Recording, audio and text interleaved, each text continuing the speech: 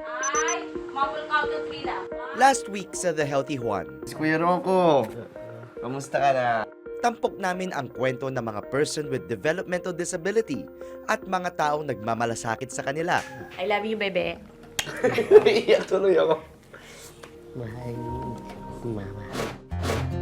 This week, organ donation naman ang paksa natin. It's an end-of-life decision na pwede na itong makapagduktong buhay. At kung gaano ito kahalaga sa isang malusog na lipunan. Wala ko ngayon dito kung hindi dahil sa organ donation.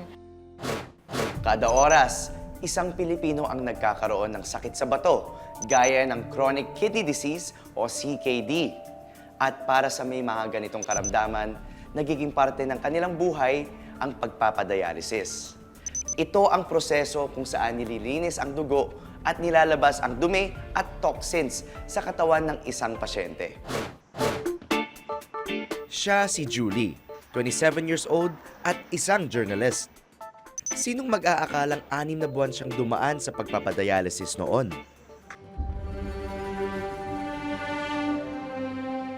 23 years old lang si Julie nang matuklasan niyang may sakit siya sa kidney.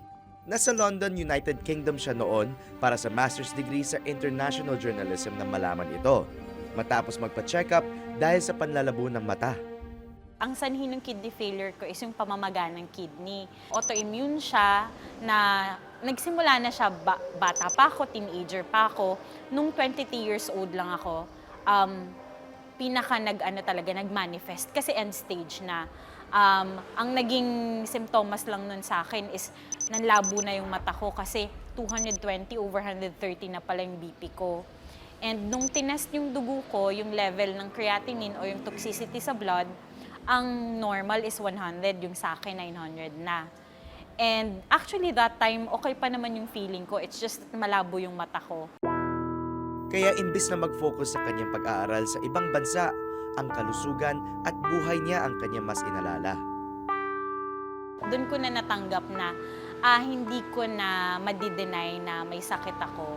Hindi ko na madi-deny na kailangan ko ng kidney transplant pagbalik ko ng Pilipinas. Matapos ang ilang buwan mula nang madiskubre ang sakit, nagdesisyon na si Julie umuwi ng Pilipinas para dito na ituloy ang pagpapagamot. 6 na buwang nagdialysis si Julie, hanggang sa noong 2015 ay sumailalim na siya sa kidney transplant. Well, ang dialysis, nakakapagdulot naman ito ng lunas pero temporaryo lang. Ibig sabihin, tulay ito para lang mapahaba yung survivability ng pasyente, maibsan ang sakit, pero ang transplantation pa rin yung best option. Wala raw pwedeng maging donor ng kidney mula sa immediate family ni Julie, kahit na ang kanyang mga magulang na parehong may high blood. Mahirap maghanap ng donor and sobrang mahal ng dialysis, sobrang mahal ng maintenance ng mga gamot.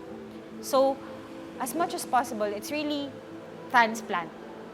Kalaunan, ang naging kidney donor ni Julie ay ang kanyang pinsan. Very thankful ako sa nag-donate sa akin sa first cousin ko kasi if not with his new kidney, wala ako ngayon. Baka patay na ako. Unang-una yan kasi sa yung blood relation, no? Ito yung tinatawag natin consanguinity. Maliban sa medical considerations, nasa batas din na hanggang 4th civil degree of consanguinity. Pero wala din namang batas na pinagbabawal ang tinatawag na living non-related. Ang average waiting time natin sa kasalukuyan is around 3 years. So average yon. So it can be as short as a few days or as long as 3 years or more. Yun ang ating waiting time. Hello, Kuya Puti. Tara, kamusta na? Okay, may mga pagmatay ko. Pinagawa na paapat na siguro na eh. Oo. Okay, man. Naman ako nakaramdaman. Nya, kaipon ka maisan kung kung dapat nga amin pwede mag-donate, tarag niya, di matakot. Ayan, dapat yan eh. Dapat lang talaga makadugtong pa sila niya buhay. Hindi bababa ng kalahating milyong piso ang gagastusin para sa isang kidney transplant. Pero para sa may mga PhilHealth, may tinatawag na PhilHealth Z-Benefit Package kung saan mababawasan ng 600,000 pesos ang magagastos sa operasyon. Makatutulong ito sa mahihirap nating kababayan. Ang Z-Benefit Package kasi natin, directed yon towards mga illnesses, yung mga sakit na malalaki ang expected na babayaran. Yung tinatawag natin catastrophic illnesses, no? Ito yung mga cancers, yung mga sakit sa mga bata, yung mga tetralogy of Fallot, yung leukemia, kidney transplant, children with disabilities, meron rin, at saka mga premature na babies, yung malalaki ang expected na babayaran. Ayon sa National Kidney and Transplant Institute, 95% ang success rate ng transplant. Ibig sabihin, malaki ang tsansa na bumalik sa normal ang buhay ng isang pasyente. Pero syempre, kailangan pangalagaan ang sarili. Unang-una, syempre, yung close monitoring ng pasyente, tsaka mismo ng transplanted organ through laboratory workups, tsaka yung mga follow-up. Then, meron tong mga subsequent na mga follow-ups. Then, nandun din papasok yung sinatawag nating mga anti-rejection drugs, no? So, ito yung panghabang buhay ng mga medications para mapangalagaan yung kondisyon nung transplanted na kidney para tuloy-tuloy ang functioning nito para sa pasyente. Importante, syempre, mayroong sundin na diet plan tsaka activity plan yung pasyente para siguraduhin makakabalik siya sa normal niyang activities, no? Meron tayong mga minemaintain na weight. Kumbaga, healthy lifestyle na tayo. Kasi binigyan na tayo ng second chance to make it correct, di ba? Second life na raw ito ni Julie, kaya hindi raw niya ito sasayangin. Binabantayan ko na yung pagkain ko. Mostly ko nagluluto, ako namamalengke. Ingat talaga sa pagkain, matataba, matatamis, salty, and then may active lifestyle na. So ngayon nagko-crossfit ako. Before CrossFit, nag-gym ako. Kasi yung mga gamot ko after kidney transplant, pinataba ako. So when it comes to work, siguro at least 8 hours. And pag oras na ng tulog, matutulog ka na. Hindi yung aabusuhin mo yung katawan mo. So, work-life balance. Binalikan na rin niya ang kanyang first love, ang pagiging journalist. Tumutulong din siya sa pagpapakalat ng kaalaman at impormasyon tungkol sa organ donation. Wala ko ngayon dito kung hindi dahil sa organ donation. So, tinutulungan ko ngayon yung NKTI and then yung nephrologist ko with the advocacy which is called Regalo Organ Donation Advocacy. It's humbling and fulfilling na advocacy kasi kumbaga close to normal life, may mas na gagawa na sila sa sarili nila and sa society din. Ang Department of Health naman, nananawagan din sa mga kababayan natin maging organ donors. Talagang nangangailangan ng bansa natin ng maraming Kailangan na kailangan. donors, Yes, no? Rocco. Hindi lang sa kidney.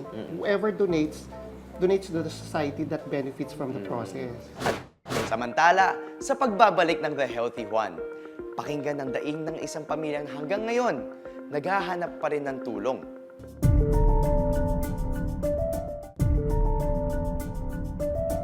Sa Pilipinas, naglunsad ang gobyerno ng mga kampanya tulad ng I'm a Lifeline campaign noong 2014.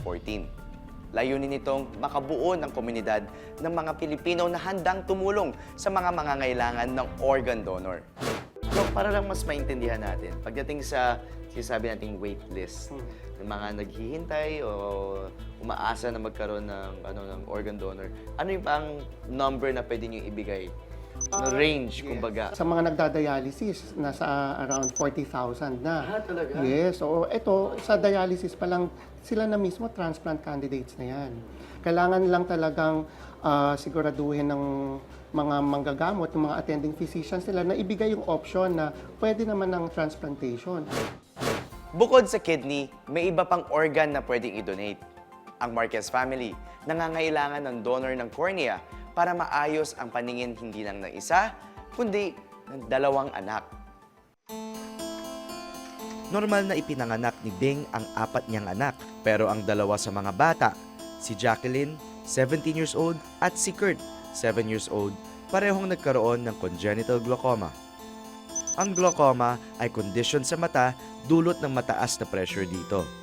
Posible itong makasira ng ugat sa mata na pwedeng mauwi sa pagkabulag kung hindi aagapan.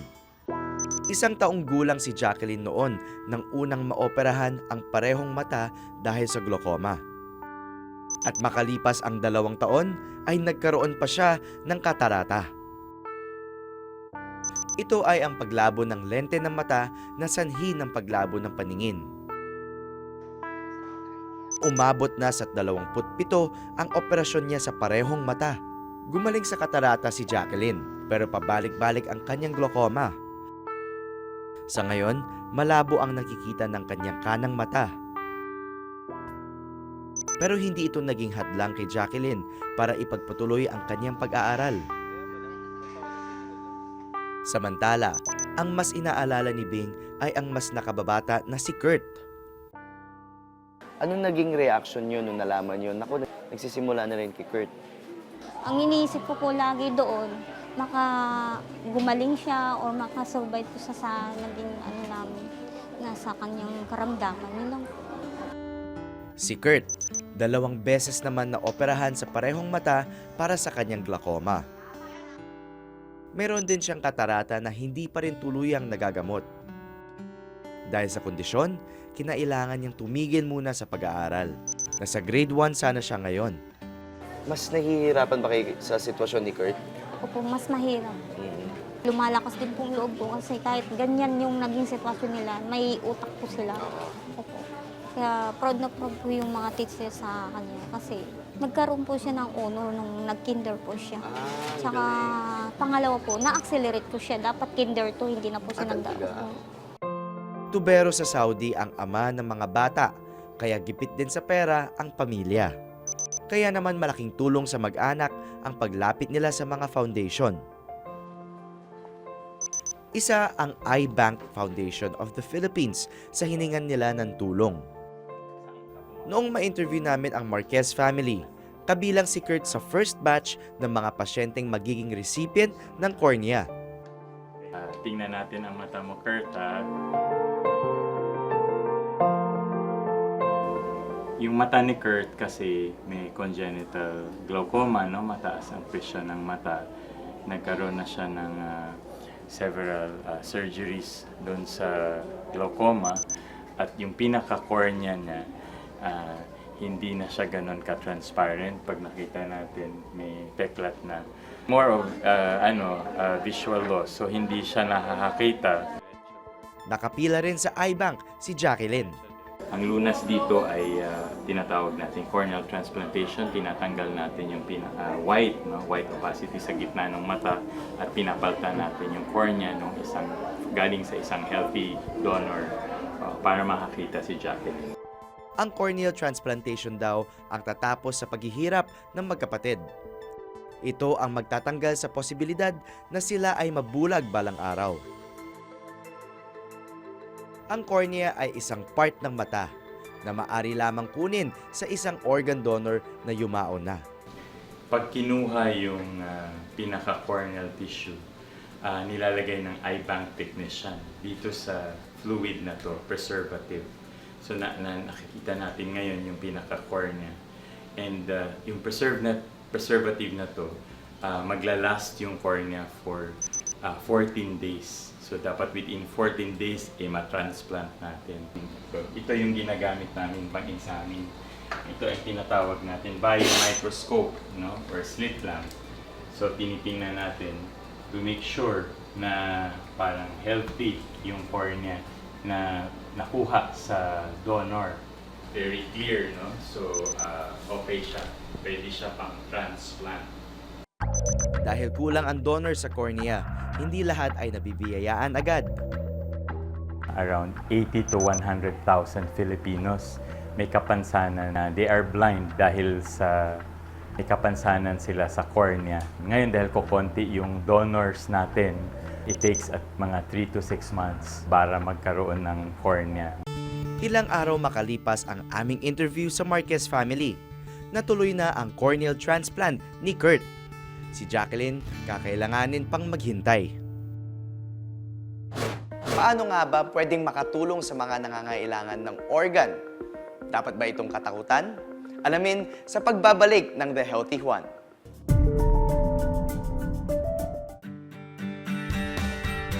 Mga kapuso, nakikita niyo ba itong hawak ko? Isa itong organ donor card. Kung curious kayo kung ano ba ang ibig sabihin nito at gusto niyo rin magbigay ng suporta at tumulong, huwag kayong mag-alala. Ituturo namin sa inyo. This is PhilNOS, Yes. right? Sa ilalim yan ng Philippine Organ Donation and Transplantation Program ng Department of Health. Actually, Doc, nag-decide na rin ako today na magiging isang organ donor ako. Salamat. So, papasok tayo. Tuturo mo sa akin yung proseso kung paano gawin to. Okay? Okay. Let's go in. Okay. Hindi sa pilitan ang pagiging organ donor, pero walang kahirap-hirap ang proseso kung magpapasya kang tumulong. Ito yung tinatawag nating Lifeline Organ Donor Card Sign Up. So, pwede tayong mag-sign up, either dumulog sa aming opisina, dito sa Kagawaran ng Kalusugan sa Department of Health, pwede rin through email. So, since nandito ka naman, so we'll do it actual. Step 1, dapat desidido kang maging organ donor. So, unang-una, you have to fill up that form. Okay. Pero dapat bukal sa loob mo. Okay? Game na talaga ako. Sinisigurado natin may confidentiality and privacy yan dahil meron mga batas na sumasaloob dyan. Bukod sa personal na detalye, dito rin malalaman ng ahensya kung anong organ o tissue ang handa kang i-donate. Kapag nag-donate ako ng organs ko, isang tao lang ba makikinabang dito? Not necessarily. Aha. So, nabanggit natin kanina na 8 hanggang 8 or as much as 20 to 50 people can benefit, no? Either from organs or tissue donation yun. So, kaya hinihikayat namin kung pwede sana lahat ang i-donate. Pero nasa sayo pa rin yun kung ano yung nais mong piliin para i-donate sa parte ng katawan mo.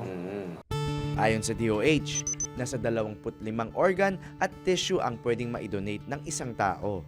Karaniwan dito ang bato, atay, puso, pancreas, cartilage, bone marrow, at cornea.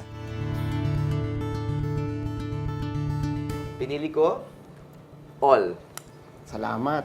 Okay, so isipin mo na lang kung ilan yung makikinabang. Very forward-thinking to na makakatulong sa mga tao. Requirement din sa proseso na alam ng pamilya ang desisyong maging organ donor, kahit hindi na menor de edad. So, Doc, kung ginawa ko to, nag-apply ako, nagkaroon ako ng card, automatic na sinasabi ko kapag nangyari yung time na yon at dumating sa parte ng buhay ko na magdo-donate ako, automatic na ibibigay ko. Importante pa rin yung consent o yung pahintulot ng legal next of kin. So, kaya napaka-importante na kapag nag-sign up ka, ipapaalam mo ito sa mga miyembro ng pamilya mo para alam nila na meron kang meaningful intent Na na makatulong sa ibang tao kahit natapos na yung yugto ng buhay mo sa oras na yon. Walang pinipili ang pagiging organ donor. Kahit ang may malubhang sakit, may organ at tissue pa rin pwede mapakinabangan. You have to maintain a healthy lifestyle. Totoo. Dapat healthy one. Diba? Para pagdating ng panahon na dumating na yung end of life decision, na alam ng pamilya mo, alam ng mga kamag-anak mo na donor ka, malaki ang chances na lahat ng mga sinain mo na for donation, pwede natin maibahagi yan. Pagiging kabahagi ka na ngayon ng community. Totoo. Ang sarap sa pakiramdam na sa edad kong 31, nakagawa ako ng isang napakamakabuluhang desisyong gaya nito. Thank you. Salamat. Ayun. Sana akong organ donor. Samantala, isinusulong ng pamahalaan ang mandatory organ donation na kasalukuyan nakabinbin pa sa Senado. Maraming Pilipinong nangangailangan ng organ donor ang matutulungan kapag ito ay naisabatas. Sa panukalang batas na ito, hindi na kailangan ng organ donor card dahil lahat ay automatic na organ donor. Maliban na lang kung tatanggi ka. Yung iba, pag sinabi mo na, halika, gusto kong maging organ donor, natatakot eh. Yun ang initial reaction ng iba. Well, normal reaction yung natatakot. Pero pwedeng mabago yung mindset na yan. No? Paano ba mababago yan? Number one, dapat ma-realize nung tao na being an organ donor could be a meaningful it's an end-of-life decision na dahil sa kanyang desisyon o desisyon ng kanyang pamilya na mag-donate ng organs yung kaanak nila na yumao na, pwede na itong makapagduktong buhay sa nangangailangan. Importante raw ang edukasyon tungkol sa organ donation para wala nang tumanggi sa ganitong gawain. Nandyan din yung challenge na tuloy dapat yung ating pakipag-ugnayan sa ibang ahensya ng pamahalaan, kahit sa pribadong sektor, para maging aware yung mga kababayan natin sa maidudulot ng organ donation. Nakilala ko sa PhilNos ang ilang estudyante na mga future doctors. Nag-decision din sila maging organ donor gaya ko. Ito yung tanong ko. Very easy lang naman yung tanong ko. Bakit? Siyempre po, as future doctors po, gusto po namin maging frontliner para po ma-promote ang organ donation sa mga kapwa naming estudyante at siyempre po sa buong bansa na din. Ibang klaseng kaligayahan ang naibibigay ng pagiging matulungin sa kapwa. At hanggang sa pagpanaw, maaari pa rin tayong maging bayani sa ating kapwa sa pamamagitan ng organ donation.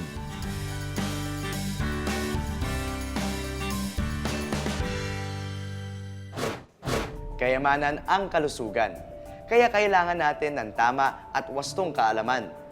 Iwasan ang sakit at labanan ang karamdaman. Para tayo laging Healthy Juan.